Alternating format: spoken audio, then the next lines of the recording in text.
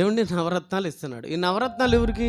ఇల్లు లేని వాళ్ళకి ఇండ్లు, బియ్యం లేని వాళ్ళకి బియ్యం, ఏమండి చదువు లేని వాళ్ళకి చదువు, ఫీజు రియంబర్స్మెంట్, ఎన్నో ఎన్నో పథకాలు ఆయన ఇచ్చాడు. ఎందుకు ఇచ్చాడు?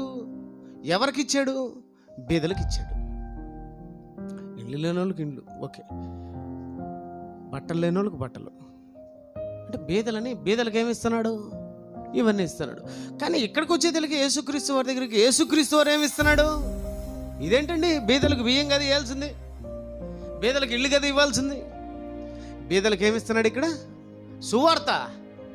సువార్త ఇవ్వాలండి, మజ్జిగ కాదు. మజ్జిగ తర్వాతి, ఎక్కడికి వచ్చిన తర్వాత, సంఘంలోకి చేరిన తర్వాత మజ్జిగ కాకపోతే ఏమండి మంచి బట్టలు గడబెట్టు. ముందు ఇవ్వాల్సిందేంటి? సువార్త. మజ్జిగ దగ్గర చచ్చిపోతే పరలోకం పోతాడా? సువార్త విని చచ్చిపోతే పరలోకం పోతాడా?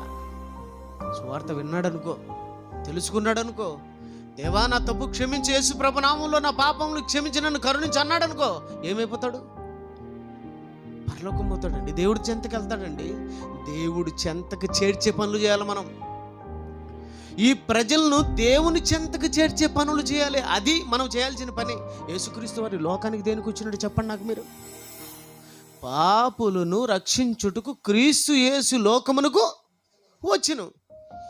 పాపులను రక్షించుటకు క్రీస్తు యేసు లోకమునకు వచ్చును. మరి ఆయన పాపులు రక్షించేదానికి వస్తే నువ్వు నేను దేనికి వచ్చావు?